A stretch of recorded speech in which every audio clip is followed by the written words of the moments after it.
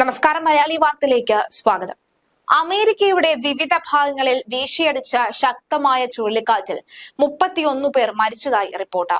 ചുഴലിക്കാറ്റിനെ തുടർന്ന് അമേരിക്കയിൽ മിസോറി, ആർക്കൻസാസ്, ടെക്സസ്, ഒക്ലഹോമ എന്നീ നഗരങ്ങളിൽ നിരവധി നാശനഷ്ടങ്ങൾ സംഭവിച്ചതായും റിപ്പോർട്ടിൽ പറയുന്നു. അപകടത്തെ തുടർന്ന് മിസോറാമിലെയാണ് ഏറ്റവും കൂടുതൽ മരണങ്ങൾ രേഖപ്പെടുത്തിയിരിക്കുന്നത്. ഇതുവരെ 12 പേർ മരിച്ചതായി അന്തർദേശീയ മാധ്യമങ്ങൾ റിപ്പോർട്ട് ചെയ്യുന്നു. പലയിടത്തും വൈദ്യുത വിതരണം തടസ്സപ്പെട്ടിട്ടുണ്ട്.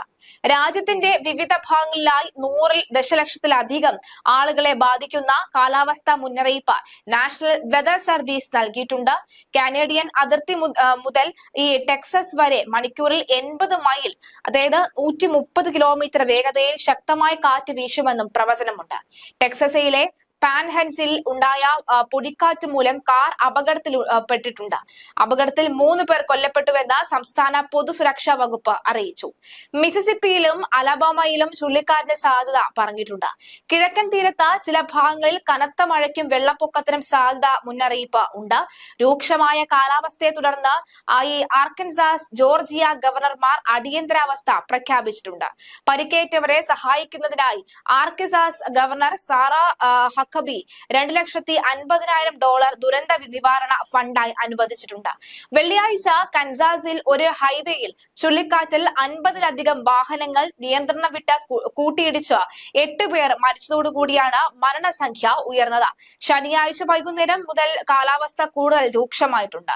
ആർക്കൻസാസ്, ജോർജിയ എന്നീ സംസ്ഥാനങ്ങളിലെ ഗവർണർമാർ അടിയന്തരാവസ്ഥ പ്രഖ്യാപിച്ചു. ഒക്ലഹോമയിൽ 689 ചതുരശ്ര കിലോമീറ്റർ ഭൂമി കത്തി നശിച്ചതായും കാറ്റിനെ തുടർന്ന് വർദ്ധിച്ചു വരുന്ന തീപിടുത്തത്തിൽ 300 വീടുകൾ കേടുപാടുകൾ സംഭവിച്ചതായും അന്താരാഷ്ട്ര മാധ്യമങ്ങൾ റിപ്പോർട്ട് ചെയ്തിട്ടുണ്ട്. കുറച്ചു നാളത്തെ ഇടവേളയ്ക്ക് ശേഷം ഇറ്റലിയിലെ കാലാവസ്ഥയിൽ വീണ്ടും മാറ്റം വന്നു. വടക്കൻ ഇറ്റലിയിൽ ശക്തമായ മഴയെ തുടർന്ന് മണ്ണിടിച്ചിലും വെള്ളപ്പൊക്കവും എന്നാണ് റിപ്പോർട്ട്. ഫ്ലോറൻസിയിലും പിസയിലും റെഡ് അലേർട്ട് പ്രഖ്യാപിച്ചു. നിരവധി ആളുകളെ മാറ്റിപ്പാർപ്പിച്ചിട്ടുണ്ട്. ടെക്സസിൽ വെള്ളപ്പൊക്ക മുന്നറിയിപ്പ് നിലനിൽക്കുന്നതിനാൽ ഫ്ലോറൻസ് കത്തീഡ്രൽ അടച്ചിട്ടുണ്ട്. അതുപോലെ തന്നെ ഈ ഫ്ലോറൻസിലും പരിസര പ്രദേശങ്ങളിലും ശക്തമായ മഴ പെയ്തതോടുകൂടി നദികൾ കരകവിഞ്ഞൊഴുകുകയും തെരുവുകൾ വെള്ളത്തിനിടയിൽ അടിയിലാവുകയും ചെയ്തു. ജാഗ്രത പുലർത്താൻ ടെക്സസിന് പ്രസിഡന്റ് യുജനിയോ ഗിയാനി ഇന്നലെ ജനങ്ങൾക്ക് നിർദ്ദേശം നൽകിയിരുന്നു. ഫ്ലോറൻസിന് വടക്കുള്ള സെസ്റ്റോ ഫിയോറെറ്റിനോ പട്ടണത്തിൽ വെള്ളത്തിൽ മുങ്ങിയ കാറുകളുടെ ചിത്രങ്ങൾ പുറത്തു വന്നു. ഇതുവരെ ആളപായമൊന്നും തന്നെ റിപ്പോർട്ട് ചെയ്തിട്ടില്ലെന്നാണ് വിവരം. അടിയന്തര സാഹചര്യം ഉണ്ടായാൽ നേരിടാൻ രക്ഷാപ്രവർത്തകരും ആരോഗ്യ പ്രവർത്തകരും ഇപ്പോഴും സജീവ ജാഗ്രതയിലാണ്. ഫ്ലോറൻസിയയിൽ വെള്ളിയാഴ്ച രാവിലെ 1 മാസത്തെ മഴ പെയ്തു എന്നാണ് റിപ്പോർട്ട്. വെള്ളിയാഴ്ച രാവിലെ മാത്രം മണിക്കൂറുകളിൽ മാത്രമാണ് 1 മാസത്തോളം പെയ്യേണ്ട മഴ ഒറ്റ മണിക്കൂറിൽ പെയ്തു തീർന്നത് എന്നാണ് റിപ്പോർട്ട്. വെള്ളിയാഴ്ച രാവിലെ മാത്രം 6 മണിക്കൂറിനുള്ളിൽ ഫ്ലോറിഡയിൽ 53 മില്ലിമീറ്റർ മഴയാണ് പെയ്തത്. ബൊളോണിയയിൽ മണ്ണിടിച്ചിലും ഉണ്ടായി. ജനങ്ങൾ ജാഗ്രത പാലിക്കണമെന്നും പുറത്തിറങ്ങുമ്പോൾ മുൻകരുതലുകൾ പാലിക്കണമെന്നും അധികൃതർ മുന്നറിയിപ്പ് നൽകിയിട്ടുണ്ട്. അതുപോലെ തന്നെ വലിയ രീതിയിലുള്ള ശക്തമായ കാറ്റും കാലാവസ്ഥ വ്യതിയാനവുമാണ് ലോകത്തിന്റെ വിവിധ ഭാഗങ്ങളിൽ സംഭവിച്ചുകൊണ്ടിരിക്കുന്നത്. ലോകത്തിന്റെ വിവിധ ഭാഗങ്ങളിൽ നമ്മൾ നോക്കിക്കഴിഞ്ഞാൽ സത്യത്തിൽ പേടിപ്പിക്കുന്ന തരത്തിലുള്ള റിപ്പോർട്ടുകളാണ് പുറത്തു വന്നുകൊണ്ടിരിക്കുന്നത് എന്ന് വേണം പറയാൻ. കാരണം ശക്തമായ മഴ, കാറ്റ് ഇവയെല്ലാം തന്നെ ഉണ്ടാകുന്നു. ചുഴലിക്കാറ്റിനെ തുടർന്ന് അമേരിക്കയിലെ മിസോറി, ആർക്കൻസാസ്, അതുപോലെ ടെക്സസ്, ഒക്ലഹോമ എന്നീ നഗരങ്ങളിലാണ് നിരവധി നാശനഷ്ടങ്ങൾ സംഭവിച്ചിരിക്കുന്നത്.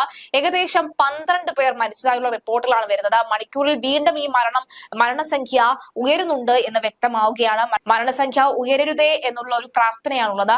അമേരിക്കയെ സംബന്ധിച്ച് നോക്കുകയാണെങ്കിൽ കാലാവസ്ഥ വ്യതിയാനം വലിയ രീതിയിൽ തന്നെയാണ് അമേരിക്കയെ ബാധിക്കുന്നത്. കഴിഞ്ഞ കുറച്ചു നാളുകളായി, കഴിഞ്ഞ വർഷം മാത്രം ഏകദേശം 2ഓളം ചുഴലിക്കാറ്റുകൾ ഉണ്ടാകുന്നു. പ്രളയ സമാനമായ സാഹചര്യങ്ങൾ ഉണ്ടാകുന്നു.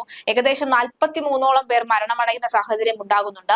ഈ വർഷാരംഭത്തിൽ തന്നെ, ജനുവരിയിൽ തന്നെ ഇത്തരം ഒരു മഴയുടെ തീവ്രത കൂടിയതിനാൽ തന്നെ വലിയ രീതിയിൽ അമേരിക്കയിൽ വെള്ളപ്പൊക്കം ഉണ്ടാകുന്ന സാഹചര്യം ഉണ്ടാകുന്നു. അതിനുശേഷം ഇപ്പോഴത്തെ വീണ്ടും പല രീതിയിൽ അമേരിക്കയുടെ വിവിധ ഭാഗങ്ങളിലാണ് ഇത്തരത്തിൽ കൊടുങ്കാറ്റും അതുപോലെ തന്നെ കൊടും മഴയും പെയ്യുന്നത്.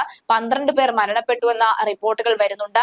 രാജ്യത്തിന്റെ വിവിധ ഭാഗങ്ങളിലായി 100 ദശലക്ഷത്തിലധികം ആളുകളെയാണ് ഈ കാലാവസ്ഥ മുന്നറിയിപ്പ് ബാധിക്കുമെന്നാണ് നാഷണൽ വെതർ സർവീസ് നൽകിയിട്ടുള്ള മുന്നറിയിപ്പ്. കനേഡിയൻ അതിർത്തി മുതൽ ടെക്സസ് വരെ മണിക്കൂറിൽ 80 മൈൽ, അതായത് 130 കിലോമീറ്റർ വേഗതയിലാണ് കാറ്റ് വീശിയടിക്കുന്നത്. ഈ കാറ്റ് വീശുന്നതിനനുസരിച്ച് തന്നെ പലയിടങ്ങളിലും ഈ ഫ്ലക്സ് ബോർഡുകളും അതുപോലെ തന്നെ വലിയ ഹോർഡിങ്സുകൾ, കാറുകൾ എല്ലാം തന്നെ പറന്നു പോകുന്ന രീതിയിലുള്ള കാറ്റാണ് ഉണ്ടാകുന്നത്. കാറുകളൊക്കെ തന്നെ വെള്ളത്തിനടിയിലാകുന്ന ദൃശ്യങ്ങളും അതുപോലെ തന്നെ ചിത്രങ്ങളും ഒക്കെ തന്നെ ഇപ്പോൾ സമൂഹ മാധ്യമങ്ങളിൽ നിറഞ്ഞിരിക്കുകയാണ്.